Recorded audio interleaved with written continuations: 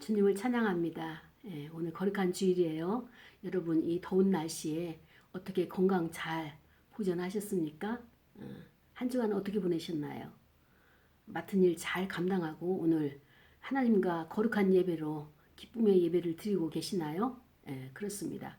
오늘 말씀을 통하여서 우리가 이제 깨닫기를 원하는 하나님의 말씀은 요한복음 12장 1절부터 8절까지 나오는 헌신과 예배, 배신 차이를 알라, 이 제목 가지고 말씀을 상고하려고 합니다. 이 말씀은 우리가 잘 알고 있는 그 향유 부은 여인, 예수님의 발에 향유를 부은 여인과 그 다음에 또 베드로 저기 그 가룟 유다의 예수님을 배신하는 그 상황, 이렇게 상극이 되는 이 그 스토리를 우리가 함께 말씀 속에서 하나님의 뜻을 깨닫는 계기가 되기를 원합니다.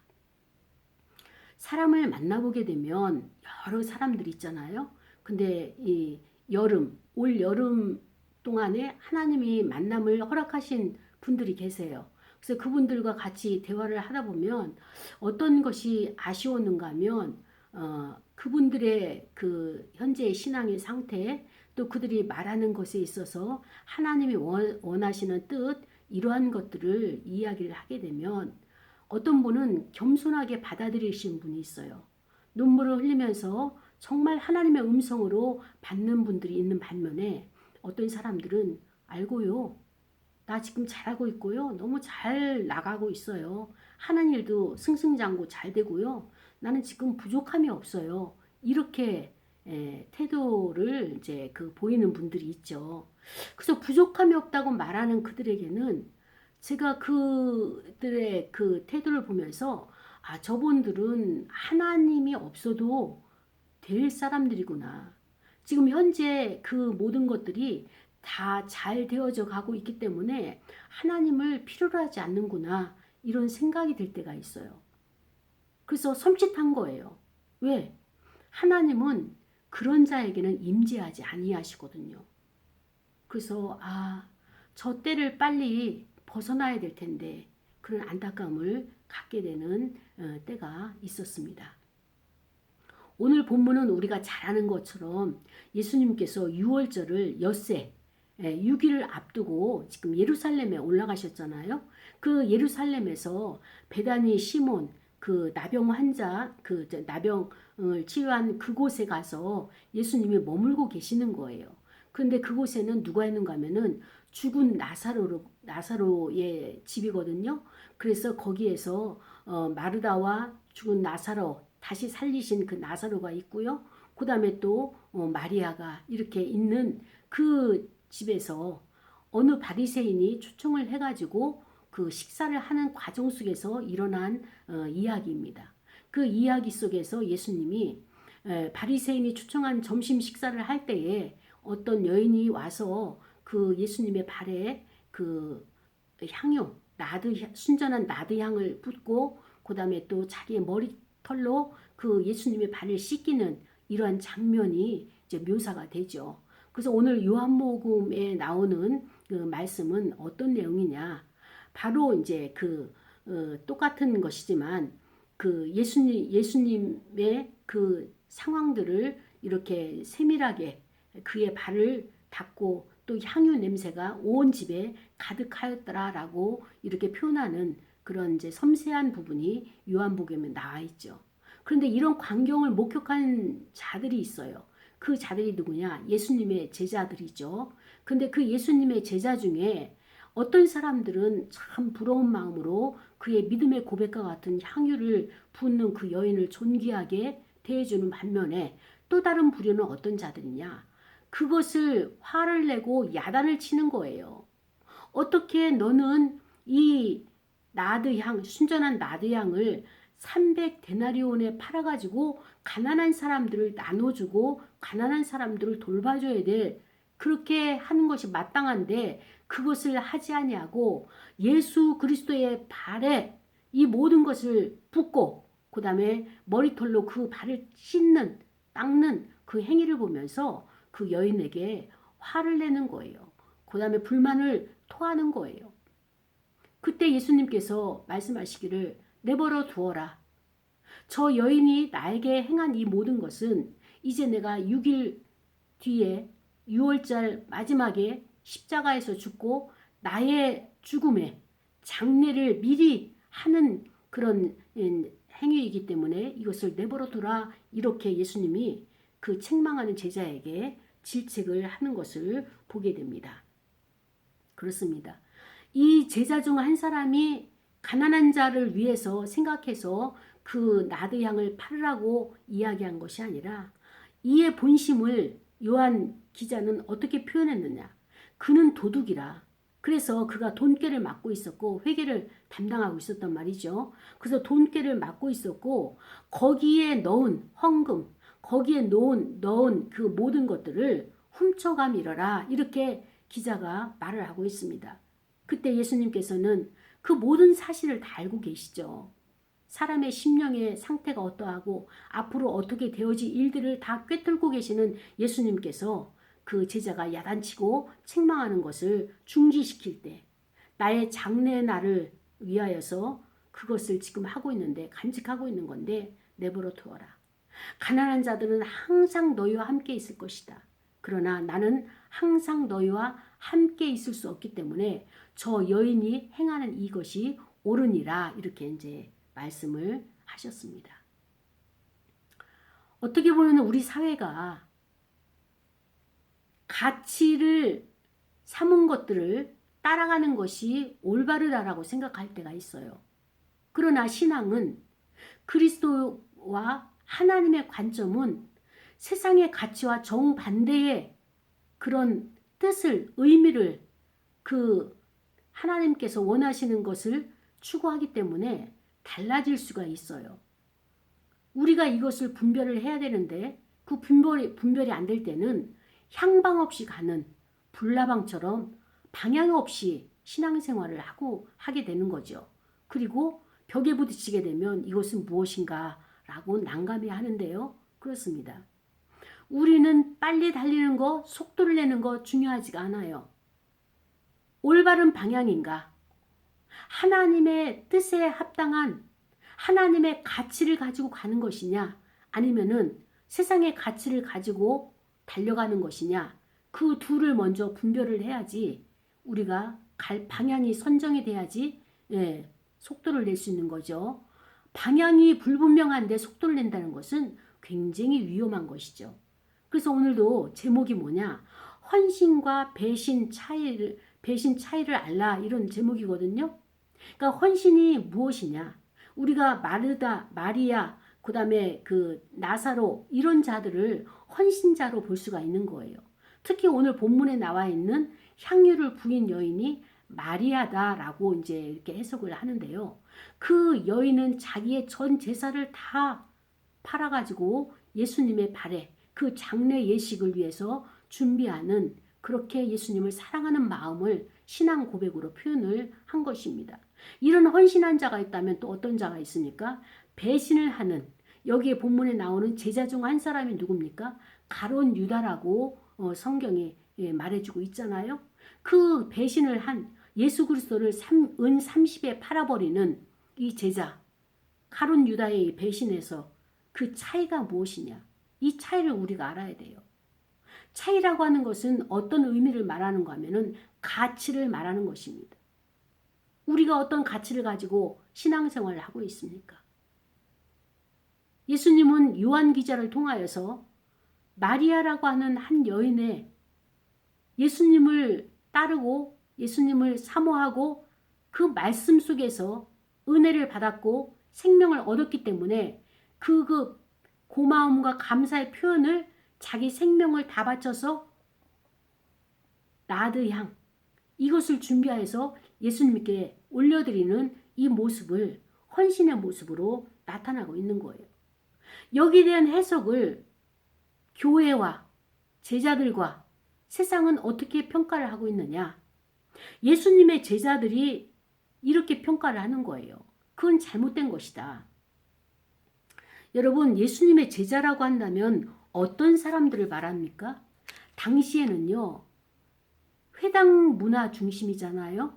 그래서 회당의 곳곳마다 회당에 가게 되면 남자들이 9명이나 12명 되면 회당을 하나 만들 수가 있어요. 그래서 그 회당을 만들게 되면 거기에서 이제 말씀을 배우고 그다음에 또 율법을 가르침 받고 여러 가지 하나님의 말씀 가운데서 우리가 살아갈 수 있는 그런 그 양육을 받게 되는 거죠. 제사도 드리고 그다음에 또 공부도 하고. 그런데 여기에서 모세의 말씀을 들고 그 가르치는 자들이 누구냐? 바로 서기관들과 대제사장들이죠. 바리새인들도 그 업무에 그 임무에 종사하고 있지만은 랍비와 같이 일을 하고 있지만 중요한 것은 서기관들이에요. 그 다음에 또 제사장들이에요. 대제사장들이에요. 그 당시에는 이런 자들이 사회적인 지도자가 되었죠. 그래서 이 사회적인 지도의 체계에서 아무나 회당에 들어갈 수 없고요. 아무나 회당에서 제사의 순서, 오늘날로 말하면 예배 순서를 배정할 수가 없는 거예요. 이들은 어떻게 보면은 사두개인으로서 바리새인으로서 이 회당의 모든 것을 주관할 수 있는 그 사회의 계층의 그 특권층에 있는 자들이라 이렇게 말할 수 있는 것입니다. 그런데 이들이 지금 바라보는 시각이 예수님이 말씀하시는 그 진리의 말씀, 예수님께서 선포하시는 천국 그 복음의 말씀과 이것이 바뀌어지는 거예요. 당시에 보면은 유대교, 율법주의자와 기독교, 그리스도와 이렇게 지금 상충되어지는 이런 모습을 보면서 예수님께서 늘 바리새인들을 향해서 회칠한 무덤이다. 그 다음에 겉과 속이 다르다. 그 다음에 또 그들에게 자기의 유익을 위해 취하는 자들이다. 이렇게 강한 메시지를 선포를 하셨습니다. 그래서 이런 예수님의 메시지를 들을 때마다 이 서기관들과 바리새인들과 그다음에 대제사장들, 제사장들 이런 자들이 굉장히 몹시 불쾌하고 어떻게 하면 저 예수를 죽일까 이렇게 모의를 많이 했던 이제 시대였죠. 그렇습니다. 한때는 예수님이 바리새인들에게 질문하는 거예요. 그리스도가 이 땅에 오시는데 어떻게 이 땅에 오시느냐? 바리새인들은 공부를 많이 했기 때문에 율법에 대한 공부를 구약에 대한 공부를 많이 했기 때문에 예수님의 질문에 답을 할 수가 있어요. 어떻게 답을 하느냐? 그리스도는 반드시 다윗의 혈통을 통해서 오게 됩니다. 라고 정답을 이야기하죠. 그때 다시 예수님이 그들을 향해서 질문을 합니다. 그렇다면 시편에 보니까 다윗이 그리스도 나를 주라고 표현했는데 그러면은 어떻게 다윗보다도 그 BC 1000년에 그 존재했던 다윗보다도 이후에 AD에 내가 존재하는 나를 어떻게 주라고 그가 표현할 수 있느냐? 어떻게 그렇게 부를 수가 있느냐? 그 차이가 무엇이냐? 라고 질문했을 때 이들은 답변을 하지 못했습니다. 그렇습니다. 우리가 가장 중요한 것이 무엇이냐? 율법 공부를 많이 하고 구약에 대한 말씀을 많이 하는 것, 바리새인들과 서기관들과 이 사두개인들은 굉장히 능통했어요. 그러나 그 말씀이 다윗의 혈통을 통하여서 오는 것을 혈통만 생각을 했지 하나님의 인도하시는 성령의 감동의 길을 그들은 알지 못했던 것입니다. 그래서 말씀을 가르쳐줘도 그들은 율법만 알고 율법에만 국한하려고 했지 그리스도가 성령의 감동을 통하여서 다윗이 먼저 깨닫게 되고 그 시대에 살고 있는 그리스도가 존재해 계시는 그 시대에 살고 있는 모든 자들이 하나님의 섭리를 알 수 있는 것은 성령의 감동이 전제됐기 때문에 알 수 있었다라고 하는 것을 이들은 받아들이지 않고 있는 것입니다. 이것을 보면서 저들이 율법은 알고 그 다음에 구약은 알지만 그들의 생활은 어떤 생활이냐? 위선적이고 회칠한 무덤 같고 겉과 속이 다르고 이런 생활이 일상이다 보니까 하나님께서 도저히 그들의 예배를 받아들일 수 없다라고 그렇게 말씀하실 정도로 그 당시에는 이 바리새인들의 그런 율법에 대한 행포가 심했다라고 하는 것을 보게 되는 것입니다. 예레미야도 23장 5절에 보니까 여호와의 말씀이시니라. 보라, 때가 이르니 내가 다윗에게 한 의로운 가지를 일으킬 것이라. 그가 왕이 되어서 지혜롭게 다스리며 세상의 정의와 공의를 행할 것이다. 그러니까 메시아가 도래할 것을 예언한 것들이 선지자를 통하여서 구약에 계속 예언되어져 왔죠. 그런데 그들이 말씀만 기록된 것을 알고 있지 실질적으로 그것을 자기 믿음으로 받아들이지 못하는 것은 성령의 감동이 없었기 때문이다 라고 예수님이 지금 찝어서 말씀해 주시는 것입니다. 그렇습니다. 지식으로는 이해 영역이 되지만 그러나 신앙, 이 믿음이라고 하는 영역은요, 이해 영역으로 되는 것이 아니라 성령의 감동의 영역까지 들어가야지만이 하나님의 섭리를 깨닫게 되는 것입니다. 바리새인들에게 그토록 예수님께서는 구약 시편을 통해서 예레미야 그 기록을 통하여서 알려주고 그들에게 이것을 안내하셨지만 이 진리를 받아들이지 못하는 거예요. 그들도 안타까웠어요. 성령의 감동이 없이는 결국 깨닫지 못하고 바리새인들에게 필요한 것은 너희들에게 필요한 것은 지금 지식이 아니라 성령의 충만한 자만이 할 수 있는 올려드릴 수 있는 신앙의 고백이다라는 것을 예수님께서 이제 알려주시는 것이죠. 그렇습니다. 바리새인들은 자기들이 가르치는 위치에 있었고 모세의 자리에 있었던 것이죠. 그럼에도 불구하고 예수 그리스도께서는 겸손과 섬김보다 외식적인 모습이 더 앞서는 이들을 향해서 교만에 빠지기 쉽다고 경고까지 하셨어요. 이 바리새인들은 사람들에게 생명을 전하고 그 다음에 또 그들을 구원한 일에 매진하기보다는 자기를 과시하는 데 앞장섰고요. 그리고 교만함을 드러내고 많이 알고 있는 것을 여기에 갇혀서 생명에는 관심이 없는 이런 생활을 하고 있는 것을 예수님은 꿰뚫어 보신 것입니다. 오늘날 우리가 살고 있는 교회도 마찬가지예요. 생명을 살려야 되고요. 그 다음에 또 하나님의 뜻을 받들어서 하나님의 영광을 위해서 하나님의 의를 드러내는 교회가 되어지고 우리의 삶의 영역이 되어져야 되는데 이러한 것은 잃어버리고 어때요? 그 공동체 내에서도 자기의 위상, 자기의 자랑 이런 것을 드러내기 위해서 많은 사람들이 경쟁하는 것을 보면서 참 안타까운 마음이 들게 되었습니다. 어쩌면 우리가 이런 바리새인과 같은 그런 교만의 혈통을 계속 이어져 오는 무리가 있다는 것을 우리가 이제 말씀 속에서 깨닫기를 원하고 그렇습니다. 진정으로 생명을 사랑하는 일에 충성하지 못하는 것을 우리는 이 말씀을 통해서 탄식하는 시간이 되어지기를 축복합니다. 예수님께서는 지도자는 이런 자가 지도자가 되어야 된다라고 말씀을 하시죠. 그것을 지도자를 어떻게 표현하는가 하면 제자라고 표현을 하셨습니다. 그래서 그리스도께서 말씀하시는 지도자, 제자, 리더십을 가진 자는 어떤 자여야 하느냐. 진정한 리더십을 가지는 분은 바로 예수 그리스도 한 분이십니다. 그래서 저희 장신대 총장님 중에 한 분이 김중훈 총장님이 계셔요. 그런데 우리가 그분과 대화를 하다가 나의 그 스승님은 나의 멘토십니다.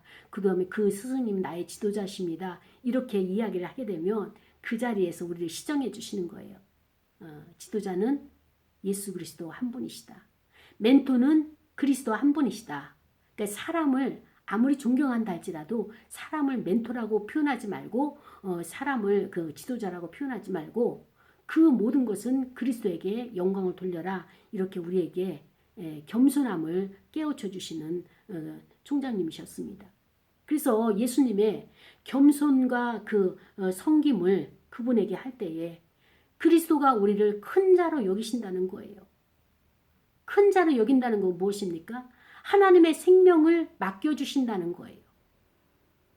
그래서 오늘 예수님이 우리에게 말씀해 주시는데 그렇습니다. 신앙의 연수가 오래됐다고 아니면 신앙의 믿음의 경험이 많다고 우리가 대접을 받을 자리에 있는 것이 아니죠. 그런데 우리의 환경은 어떻습니까? 신앙이 오래되면은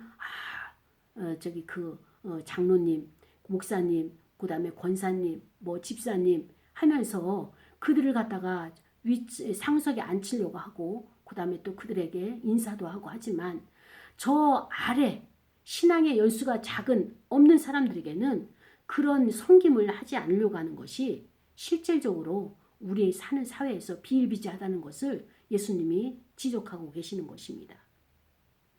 남을 대접하려고 할 때 상대방도 알고 나의 섬김을 받으면서 그도 다른 사람을 섬기는 이런 교육, 이런 학습, 또 이런 기름 부음 이런 것이 흘러갈 것을 하나님께서도 그 사람을 통하여서 사람을 세우신다는 것을 우리 이것을 사실을 안다면 우리가 너무 사람에게 연연하지 않게 될 것입니다.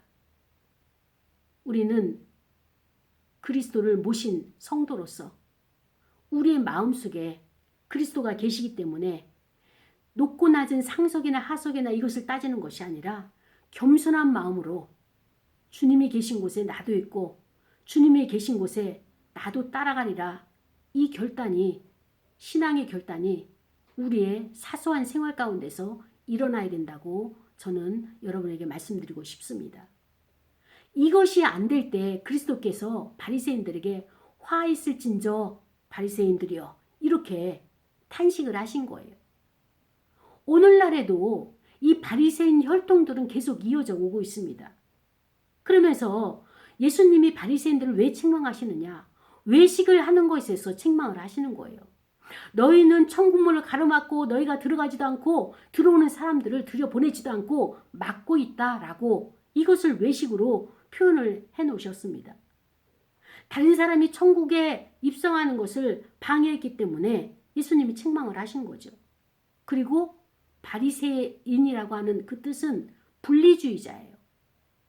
유대주의에서도 분리하고 기독교에서도 분리하고 어느 곳을 가든지 편가르기 하고 분리하고 그리고 자꾸 쪼개는 갈라치게 하는 오늘 우리 사회에도 똑같습니다. 이것이 우리 사회에 일어난 일들이 성경에서 계속적으로 인간의 죄성으로 나타나고 있는 것이 나오고 있는데 예수님은 그것을 위해서 그 사회에서 외쳤고요. 호소했고요. 그렇게 살면 안 된다라고 예수님께서 메시지를 전하셨던 것입니다. 너희가 박하와 회양과 그 근처에 11조는 드린다. 쉽게 말하면 작은 11조는 드린다. 쉽게 말하면 채소와 같이 값싼 가격으로 살 수 있는 가치가 적은 거에 있어서는 11조를 드리는데 그러나 너희가 이 사회를 위해서 정의나 공의나 이 모든 지도자로서 그리스도의 제자로서의 하나님의 자녀로서의 이 모든 가치를 거기에 대한 11조를 희생했느냐? 헌신을 했느냐? 이런 질문을 바리새인들에게 하는 거예요. 그럴 때 그들이 대답을 못했어요. 왜? 큰 것을 헌신하기에는 대가를 지불하기에는 11조를 바치기에는 부담스러웠거든요. 그것을 예수님이 꿰뚫어 보시는 거예요. 그 심령을 꿰뚫어 보시는 거예요. 심장 폐부를 다 아시고 그들에게 정의와 긍휼을 또 믿음을 중요하게 여기지 않는 것을 지적해 내시는 것입니다. 바리새인들을 향한 그 지적이 바로 오늘 저와 여러분에게도 지적을 하고 계시는 거예요. 그렇습니다. 신앙생활은 열심히 했어요. 예배 잘 드렸어요. 종교생활을 했어요. 그러나 정작 하나님께서 원하시는 그 믿음의 본질을 지키는 것, 진정으로 생명 되시는 그 하나님을 만나는 것, 그것이 언제였더냐? 어떤 사람을 만날 때 질문할 때가 있어요. 가장 최근에 하나님을 만난 적이 언제였습니까? 질문을 해요. 그러면 그렇게 오랜 신앙생활을 했는데도 당황해가지고 막 찾는 거예요. 기억이 안 나거든요. 생명 되신 하나님을 만난 기억이 안 떠오르거든요. 그리고 우리는 신앙생활 잘했다고 하는 형식에 담겨진 이것만 우리가 종교생활만, 종교의식만 주장하고 있는 우리의 모습. 우린 이것을 하나님 앞에 철저하게 깨트리고 겸손하게 낮아져야 되는 것을 예수님이 오늘 가르쳐주고 계시는 것입니다. 그렇습니다. 우리는 신앙의 본질을 추구해야 돼요. 형식을 쫓아가는 것이 아니라, 그래서 형식에 갇혀있는 그런 신앙인이었다면 이제는 그리스도께서 내면을 깨끗이 하라. 밖에 보여지는 세상의 가치가 아니라 내면을 깨끗이 하라. 예수님께서 이 땅에 오신 목적이 무엇입니까? 우리를 사단의 권세 아래, 죽음의 권세 아래, 사단은 우리를 사망으로 이끌어 가려고 애를 쓰지만 우리를 그 권세를 깨뜨리고 생명으로 이끌으시고 우리에게 생명을 주시고자 이 땅에 오신 목적 아닙니까? 그러면서 사단에 대한 정체를 드러내셨죠. 사단은 어떤 자가 사단이냐? 거짓말하는 자고 이간하는 자고, 그 다음에 또 하나님의 영광을 가로채는 그런 자가 바로 사단의 괴계를, 거짓말의 특성을 가지고 있는 질병과 죽음으로 몰고 가고 사망으로 이끌어가는 자가 바로 사단의 특성이고 그 역할이다라고 하는 것을 그리스도가 오셨기 때문에 우리가 알아차림 깨닫게 된 거 아닙니까? 예수님은 철저하게 바리새인들의 배후에 사단의 정체가 있다는 것을 드러내시는 거예요.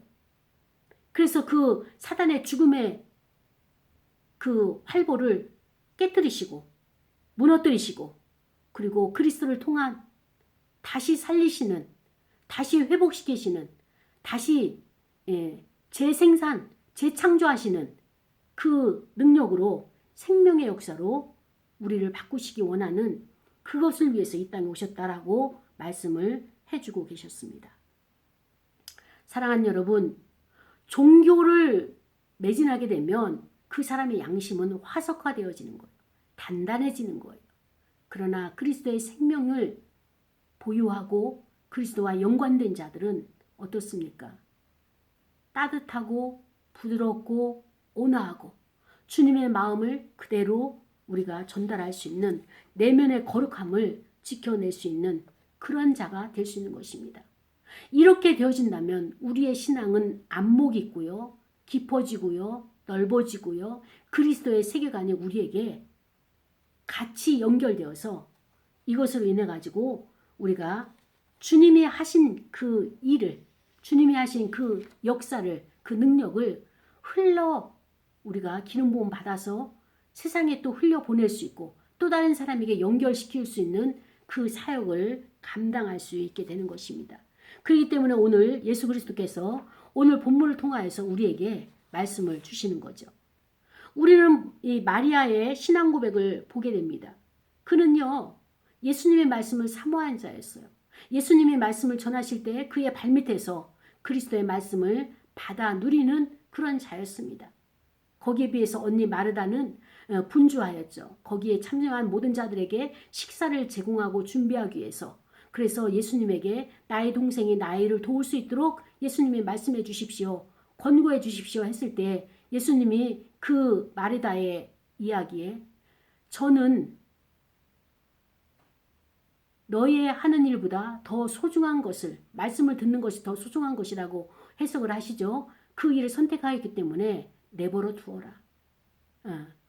마르다는 분주했지만 그 일은 마르다가 감당할 몫이고, 마리아는 말씀 속에서 하나님의 진리를 받아들이는 것에 그 올바른 것을 선택했기 때문에 그를 제지하지 말고 방해하지 말고 내버려 두라, 이렇게 말씀을 해주셨어요. 마리아는 지금 올바른 믿음을, 올바른 신앙의 정체성을 갖췄어요. 세웠어요. 그리스도의 말씀을 들음으로 말미암아서. 그랬더니 어떻습니까? 그가 올바른 행위를 하게 되고 하나님의 섭리를 정확히 알아서 그 하나님의 하시는 일을 협력하게 되고 그 하나님의 뜻을 받들어서 주님의 장래에 있을 그 장례식을 준비하는 그런 안목이 열려진 것을 보게 되는 것입니다. 반면에 가룟 유다라고 하는 예수님의 제자 중에 한 사람, 그 사람은 굉장히 명석하고 활동이 활발했던 사람으로 볼 수 있습니다. 왜냐하면 예수님의 제자가 12이고 따라가는 무리들은 엄청난 많은 무리들이 예수님을 추종했지만 그곳에 있는 헌금을 계수하는 회개의 자리를 그가 차지한 것을 본다면 어쩌면 예수님에게도 인정받았던 그런 사람이라고 볼 수가 있는 거예요. 그러나 겉으로 충성심을 나타내고 겉으로 예수님을 사랑하는 것처럼 했지만 그 내면은 어떻습니까? 그 내면에는 예수님을 사랑하는 것이 아니라 자기의 또 다른 마음을 만들어서 자기의 사리사욕, 자기의 배만 불리는 이런 행위를 했던 것을 요한 기자가 예수님에게 알도록 하셨고 오늘 저와 여러분에게도 이것을 증거함으로 말미암아서 그의 그 신앙의 세계, 그의 그 마음의 자세를 폭로하는 본문이라고 볼 수 있는 것입니다. 예수님이 그 베다니 집에서 식사를 하면서 이 모든 광경을 하실 때는 어떤 시대였느냐? 예수님의 말씀 하나하나 전달되어지는 그 복음이요. 천국 복음이 이 대제사장들과 서기관들과 그 다음에 장로들에게는 부담스러웠어요. 대제사장과 제사장들의 그 역할을 그 위치를 이루었던 자들은 사두개인들이었죠. 당시에 가장 강력한 그 사회적인 그 특권층인 사두개인들인데 사두개인들과 바리새인들은 예수님의 메시지가 마음에 찔렸어요. 고통스러웠어요. 힘들었어요. 그래서 그들이 모이기만 하면 모의를 하는 겁니다. 어떻게 하면 저 예수를 죽일까? 어떻게 하면 저를 없애버릴 수 있을까? 이거를 끊임없이 모여가지고 협의를 하는 거예요. 전략을 짜는 거예요. 그럴 때 예수님은 베다니 집에 와가지고 그 사람 제자들에게 그 다음에 또 그 여인에게 초청한 바리새인들에게 이렇게 이제 예수님의 메시지를 전하게 되는 것입니다. 베다니 나병 환자의 집에서 향유 옥합을 예수님의 머리에 붓고 그 자기의 머리로 예수님의 흘러내리는 그 발에 그 나드 향을 이렇게 씻기는 그 여인의 모습을 보면서 많은 사람들이 막 이렇게 수근수근하고 막 울근불근하고 모든 그 마음속에서 역동이 일어나는 것을 보면서 어떻게 저는 가장 가까이서 예수님의 사랑을 받으려고 저렇게 행하는가. 시기와 질투가 난무하는 현장을 우리는 지금 보고 있습니다. 그래서 이 여인의 행동으로 가장 비교가 되는 것이 그 마음속에 역동이 일어나서 도저히 견딜 수가 없어서 그 여인의 행동을 책망하는 가룟 유다가 딱 나타났어요.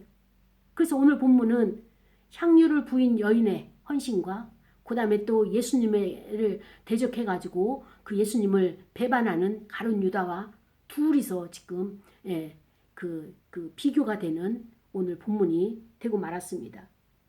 가룟 유다는 나중에 은 30에 예수님을 팔아가면서 배신을 하면서 또 예수님 앞에서는 아주 온화한 가장 부드럽고 예수님을 사랑하고 그 다음에 충성하는 것처럼 예수님의 입맞춤을 하는 이런 가식적인 그 행동들을 보여주는 인간이 가지고 있는 죄성의 가장 밑바닥까지 보여지는 그 모습이 가룟 유다를 통하여서 보게 되는 장면인 것입니다. 우리는 헌신한 한 여인에게는 박수를 보내고 그 다음에 또 예수님을 배신하고 배반한 그 팔아버리는 가룟 유다에게는 우리가 그냥 울근불근하고 어떻게 이룰 수 있을까 그를 정죄를 하지만 어쩌면 이 사건은 이 모습은 이 유형은 우리 안에 항상 있는 우리의 요소라는 것을 우리가 깨닫기를 원합니다. 때로는 주님 앞에 헌신하고 주님을 위해서 눈물도 흘리고 또 땀 흘려서 수고도 하고 봉사도 하지만 또 한편으로는 어떻습니까? 예수님의 마음을 아프게 하고 어떻게 예수님 이렇게 하실 수가 있습니까? 예수님만은 힘들고 어렵습니까? 저렇게 이 땅에는 많은 영혼들이 가난해서 먹지 못하고 굶어 죽어가는 영혼들도 많은데 예수님은 어떻게 공평하지 않으십니까? 라고 하면서 이 사회의 눈으로 예수님에게 공격하는 이런 것이 내 안에도 있다는 것을 우리가 이게 그 통합의 관점을 보면서 이렇게 이 말씀을 들어가 보기를 원합니다.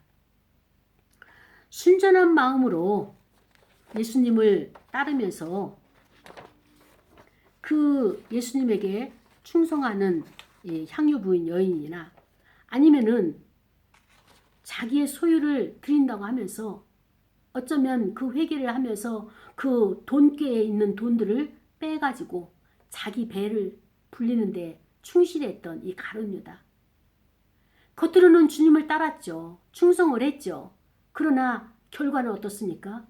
뒤로 자기의 유익을 채우는 자기 중심적으로 가버리는 이런 그 주님의 배반을 하는 이런 삶이 그의 삶이라는 것을 나타냈어요. 나의 소유를 확보하기 위해서 권위가 있고 권력이 있고 힘 있는 자를 이용하는 소인배적인 이 모습. 나의 출세를 지향하기 위해서 나를 이끌어주기 위해서 힘 있는 자에게 줄 서고 그를 동조하고 그의 영향력을 기대는 이러한 모습. 이것을 예수님께서는 우리에게 지적을 한 것입니다. 헌신할 수 있는 마음도 있지만 우리 안에는 나도 모르게 바리새인처럼 정죄하고 판단하고 아무리 예수님이 바리새인들에게 말씀을 가르치고 또 말씀을 해석해주고 그것을 따르도록 안내를 해도 받아들이지 못하잖아요. 그때 예수님께서 마가의 다락방에서 마지막 만찬하실 때 이 중에서 나를 팔 자가 있을 것이다. 얼마나 답답하고 깨닫지 못하고 돌이키지 회개하지 않는 그를 보면서 정확하게 찝어서 말씀하셨겠습니까? 그때 제자들이 접니까? 저예요? 나예요? 가룟 유다도 그 중에 끼어서 주여 저는 아니겠지요. 그렇게까지 두려운 마음에 불안한 마음에 예수님 앞에 질문을 했던 가룟 유다입니다. 그때 예수님께서 그렇게 말하는 자로다 말씀하실 정도로 아주 명확하게 그의 죄를 지적을 하신 거죠. 그때 가룟 유다는 회개하지 못하고 주님 제가 죄인입니다. 저의 마음 가운데는 온갖 악독이 있어서 주님을 팔려고 했고요. 거기에 음모에 가담했고요. 그래서 이제 곧 나가면은 또 대제사장들과 장로들 사이에서 이것을 같이 해서 나는 돈을 받고요. 그리고 예수님을 고발할 겁니다. 이렇게라도 신앙을 고백하고 자기 자신의 양심의 가책을 느끼는 것을 거기서 토설하고 예수님 앞에 고백을 했더라면 그는 그렇게 비참하게 죽지 않아도 될 것입니다. 그런데 가룟 유다의 그 영성, 가룟 유다의 신앙은 어떻습니까? 예수님에게 또 동일한 말씀을 듣고 먹으면서도 불구하고 그는 바리새인들의 영성을 쫓아갔고 바리새인들의 그 신앙 종교관을 종교의식을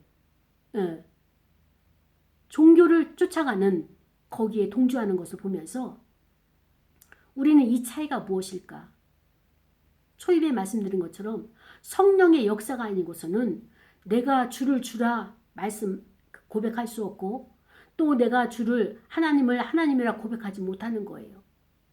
오늘날 이 시대에 저와 여러분에게도 똑같습니다. 우리가 성령의 감동이 없이는요. 성령의 도우심이 없이는요. 하나님을 하나님으로 내가 고백하지 못하는 것입니다. 하나님을 하나님답게 하나님의 그 능력 존귀하신 분답게 내가 그를 인정하지 못하고 있어요. 그러니까 어떻습니까? 인간인 내가 인간답게 무지함을 부족함을 인정하고 인식하고 그래서 하나님의 뜻을 구하고 도우심을 구해야 되는 내가 하나님의 자리에 가는 이런 우를 범하게 되는 것입니다. 사랑하는 여러분, 이제 일주일 동안 살면서 우리가 고백할 수 있는 것은 성령님 나를 도와주시옵소서. 성령의 감동을 주셔서 이 말씀이 깨달아지게 하시고 하나님의 뜻을 깨달아서 하나님께서 하니라 하신 것은 우리가 그것을 버리게 도와주시고 하나님께서 선택하신 것을 따라가는 우리의 신앙이 되게 해달라고 다 같이 통성으로 기도하시겠습니다. 아버지 하나님 감사합니다. 오늘 말씀을 통하여서